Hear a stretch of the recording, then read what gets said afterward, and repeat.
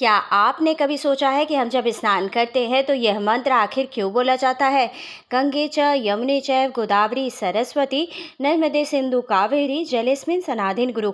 इस श्लोक का अर्थ है कि हे गंगा यमुना गोदावरी सरस्वती नर्मदा सिंधु कावेरी नदियाँ, मेरे स्नान के इस जल में आप सभी पधारिए और मुझे पवित्र कीजिए। ये सभी नदियाँ हमारे लिए पवित्र हैं और आज हम इनमें से एक वंदनीय नदी की कहानी सुनने वाले हैं जिसका नाम है गोदावरी नदी।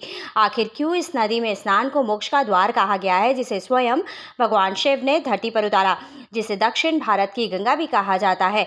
आखिर क्यों इसके हर एक तट को तीर्थ माना गया, क्या है इसके पीछे की छिपी पौराणिक कहानी, चलिए जानते हैं अपने आज के वीडियो में। हेलो एवरीवन, मैं आख्तिक डवाल आज आपके सामने एक नया वीडियो लेकर उपस्थित हूं। अपने आज के वीडियो में हम जानेंगे कि गोदावरी नदी का जन्म आखिर कैसे हुआ और क्या है इसके पीछे की छिपी पौराणिक कहानी। तो चलिए बिना देर के वीडियो को शुरू करते हैं और जानते हैं इस बारे में डिटेल में। आपको बता दें कि गोदावरी की कहानी त्रयंबकेश्वर जैसे पवित्र स्थल से शुरू होती है। महाराष्ट्र के नासिक जिले में स्थित यह स्थान पहाड़ों, जंगलों और रहस्यमय शांति से घिरा हुआ है। भगवान शिव के 3 नेत्र होने के कारण ही इन्हें त्रयंबकेश्वर कहा गया है। ये उस समय की बात है जब महर्षि गौतम पर गौ हत्या का झूठा आरोप लगाया गया था। इस आरोप के कारण ही महर्षि गौतम ने दूर एक वन में जाकर भगवान शिव की कठोर तपस्या की थी। आपको बता दें कि त्रयंबकेश्वर की इसी पवित्र भूमि पर बहुत समय पहले एक महान तपस्वी रहा करते थे जिनका नाम था महर्षि गौतम। इनका जीवन अत्यंत ही सरल था, ना कोई दिखावा ना कोई लालसा। इनका अधिकांश समय यज्ञ, तपस्या और सेवा में बीतता था। कहा जाता है कि महर्षि गौतम की तपस्या इतनी गहरी थी कि देवता भी इनसे प्रसन्न रहते थे। उनकी कृपा से इस क्षेत्र में समय पर वर्षा होती थी, धरती उपजाऊ रहती थी, खेत हरे भरे लहलहाते हुए होते थे। लेकिन जहाँ समृद्धि होती है वहाँ उसे सहन ना कर पाने वाले लोग भी होते हैं। आसपास रहने वाले कुछ ऋषियों के मन में धीरे धीरे ईर्ष्या ने जन्म ले लिया।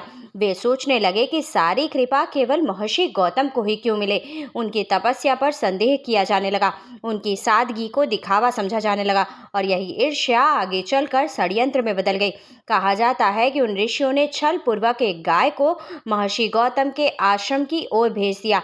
यह कोई साधारण गाय नहीं थी, बल्कि एक सोची समझी चाल का हिस्सा थी। ईर्ष्या की यही आग आगे चलकर गोदावरी नदी के जन्म का कारण बनी। लेकिन उससे पहले एक निर्दोष तपस्वी को एक कठोर परीक्षा से गुजरना पड़ा। आपको बता दें कि उस दिन का वातावरण बिल्कुल सामान्य था। महर्षि गौतम अपने खेत में काम कर रहे थे। वे पूरी निष्ठा से अपने काम में लगे हुए थे। तभी अचानक वही षड्यंत्र वाली गाय जिसे आश्रम की ओर भेजा गया था, उनके सामने आकर खड़ी हो गई। महर्षि गौतम ने जैसे ही उसे हटाने का प्रयास किया, अनजाने में उनका स्पर्श हो गया। अगले ही क्षण वह गाय धरती पर गिर पड़ी और प्राण भी त्याग दिए। यह दृश्य देखते ही महर्षि गौतम के पैरों तले जमीन खिसक गई। उनके लिए यह केवल एक दुर्घटना नहीं थी, बल्कि सबसे बड़े पाप का अंदेशा था। गाय को माता माना जाता है और उसके मृत्यु के दोष को अपने ऊपर लेना उनके लिए असहनीय था। उन्हें यह पता भी नहीं था कि यह एक साजिश का परिणाम है। फिर भी उन्हें किसी पर दोष नहीं लगाया। उनके मन में केवल एक ही भावना थी, प्रायश्चित। कहा जाता है कि उस क्षण उनकी आंखों से आंसू नहीं बहे, बल्कि उनकी आत्मा ही कांप गई। आश्रम में सन्नाटा छा गया। महर्षि गौतम ने स्वयं को दोषी मानते हुए संकल्प लिया कि जब तक इस पाप से मुक्ति नहीं मिलेगी वे चैन से नहीं बैठेंगे। यही वह भयावह घड़ी थी जिसने एक साधारण से तपस्वी को कठोर तपस्या के मार्ग पर चलने पर विवश कर दिया। यह अनजाना पाप आगे चलकर एक दिव्य नदी के जन्म का कारण बनने वाला था। गाय की मृत्यु के बाद महर्षि गौतम का जीवन पूरी तरीके से बदल गया। उन्होंने आश्रम छोड़ दिया और वन की ओर प्रस्थान किया। ना कोई सुविधा, ना कोई सहारा, केवल एक उद्देश्य था, अपने अनजाने पाप से मुक्ति। उन्होंने कठोर व्रत धारण किया, कई कई दिनों तक अन्न का त्याग, शरीर पर पड़ती धूप और वर्षा की परवाह किए बिना तपस्या की। उनके होठों पर सिर्फ एक ही नाम था, वो था भगवान शिव का। दिन बीतते गए, महीने भी बीत गए, लेकिन महर्षि गौतम का संकल्प नहीं डगमगाया। कहा जाता है कि उनकी तपस्या इतनी प्रचंड हो गई थी कि आसपास का वातावरण भी बदलने लगा। वन में रहने वाले पशु भी शांत हो गए। ऐसा माना जाता है कि देवताओं को भी यह चिंता होने लगी कि यह तपस्या कहीं संसार का संतुलन ही न बिगाड़ दे। अंततः भगवान शिव प्रकट हुए। उन्होंने महर्षि गौतम से पूछा कि तुम क्या चाहते हो। महर्षि गौतम ने बिना किसी झिझक के उत्तर दिया कि मुझे कुछ नहीं चाहिए, बस केवल मेरे पाप से मुक्ति। भगवान शिव महर्षि गौतम की निस्वार्थ तपस्या से पूर्ण रूप से प्रसन्न हो चुके थे। उन्होंने केवल एक तपस्वी को पाप से मुक्त नहीं किया, बल्कि समस्त मानवता के लिए एक महान वरदान भी देने का निश्चय किया। भगवान शिव के आदेश से गंगा ने धरती की ओर प्रवाह किया, लेकिन यह प्रवाह उत्तर से नहीं बल्कि दक्षिण की ओर से था। यही दिव्य धारा आगे चलकर गोदावरी के नाम से जानी गई। महर्षि गौतम की तपस्या से जन्म लेने के कारण इस नदी को गौतमी कहा गया और यह नाम आज भी श्रद्धा के साथ लिया जाता है। कहा जाता है कि जिस क्षण गोदावरी की पहली धारा पृथ्वी पर उतरी, उस भूमि का स्वरूप ही बदल गया। सूखी धरती जीवन से भर गई, वातावरण में पवित्रता फैल गई। लोगों को विश्वास हो गया कि यह साधारण जल नहीं बल्कि भगवान शिव का आशीर्वाद है।